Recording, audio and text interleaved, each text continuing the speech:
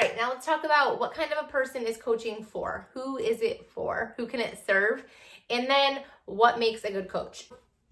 There are a lot of different types of people that coaching is for, right? It could really be for anybody, but what resonates for me the most is coaching could be for somebody who's looking for a positive community. You just want something or somewhere to plug into where people are going to have your back and support you in any new journeys, right? So it's really important to have support on your fitness journey, but also if you start out as a coach, like you're gonna want that positive community of people who are like-minded and just have that growth mindset and that go-getter mindset, because you want to surround yourself with that. If you've got new goals that you're working towards, it's really important to have that backup. But also, most of us are really into becoming better versions of ourselves, and we're really into spending that time pouring into our growth as a person so that we can be better people to not live better lives, but also to better serve the people that we love, because that's how we show up as the best versions of ourselves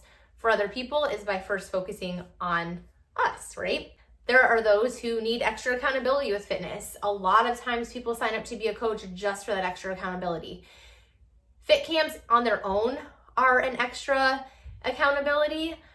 If you stop and think about if you've got 1, 2, 3 people each month that are jumping in next to you, then you're gonna show up. And that's such an amazing safety net, and that for me is where the extra accountability kicked in. I had already done a 21-day program, and instead of falling off, every month I had new people jumping in with me. So every month I stayed on my game. So here I am 5 years later, still on my consistent fitness journey. Then you've got the people who just need that like hobby or a passion or something to really pour themselves into, to create inspiration in your lives, to set new goals. You know, if you want to use fitness as any type of a business, or use your fitness journey to create an extra income because you want to pay off your debt faster, because you want to have more flexibility with spending, you want, you know, to be able to have extra date nights each month, you want to be able to go to Target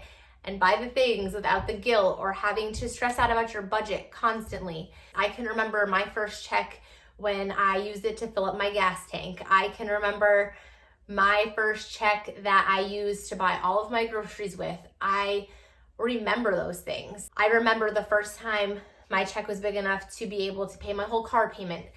And that is another kind of coach, somebody who could use this for extra income, right? Just use your fitness journey, share it, pay it forward, help other people, and then you are creating an income for you and your family. And that's amazing. Then you have the people who are like myself and a lot of other coaches that really see this opportunity as a business. And while I didn't set off as a coach to use this as a business and to create an income so that I could do dental hygiene part-time and could stop bartending, could stop farming, and be able to be home with my baby once we had him, that's what it's become.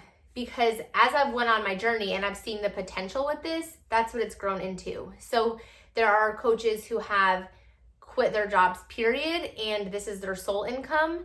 There are coaches who are doing their job part-time because that's not a goal. Like I personally don't want to stop doing hygiene altogether. 2 days for me is like the sweet spot. I do not want any more.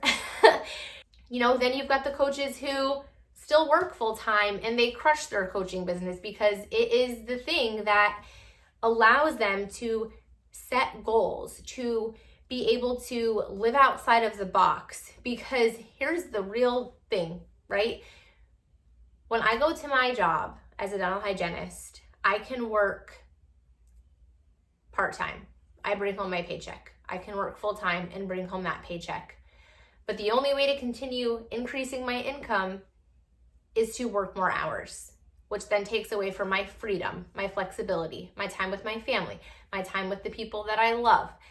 It's like trading off, right? Those people who work full-time love their job. Coaching is that added thing that allows them to work that job that they're so passionate about, but give them the extra income to be able to also live their life outside of their job without restrictions that impact their freedom, whether it be time freedom, travel freedom, anything. whatever your working schedule and whatever your goal with working or your career, this can be for you. To be a successful coach, the number one thing is that you need to be coachable, right?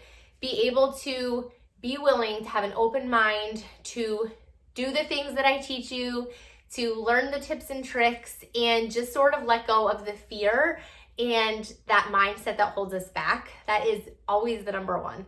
The second thing is definitely showing up. None of us know what the heck we're doing when we first sign up as a coach. Not at all, right? But if you're showing up and you're plugging into team calls and you're soaking up the community and you're growing and you're showing up doing what you know how to do and going through the mini training that I have for you, then everything will fall into place. And I always tell people it's such a backwards thing, right? Because we're so used to going to school for 2 years, learning all the things, taking the test to pass, to know we are qualified to do the job. But with this, it's backwards. You jump in and you just learn as you go. You don't fail, you just learn and you keep going. And my favorite part of this, yes, is fitness, but also getting to teach you how to do all of these things and to dive into your story as a person and to share that unapologetically so that you can really just be proud of the person and the story, the person that you are, the story that you have, and live that truth. So I get to teach you how to help people and work alongside them without being that girl that everybody dreads getting in their inbox, because we don't want to be that person, and I don't want you to be that person no more or less than you want to be it, because I know that that is something that most of us dread when it comes to doing these types of things. But I promise that I will teach you all the right ways to do things, because I am not about that whatsoever. I am all about keeping it real and being honest and building genuine, true connections with the people that are going to serve us and work well with us. I never planned on doing something like this. Even at-home fitness wasn't my jam. But once I jumped into it, and really, and probably nobody that I'm friends with would have thought that I would do this either. Once I dove in and really learned what it was about and felt the experience, I just knew that I had to share it with other people. And there are so many aspects about this that really force us to work on ourselves. So personal development is like a core value of ours, which is where you are spending a chunk of your day specifically just like reading things that are going to help you hone in on your, I don't want to call it weaknesses, but really, yeah, like the things that you need to work on as a person to be a better you. And that has been like the biggest game changer. Now you know who coaching is for, and what would make a good coach, like what attributes you need to have. And really it's just being coachable and showing up. So again, if you have any questions, then ask below, and stay tuned for our next video where we'll wrap it up and we'll talk about income.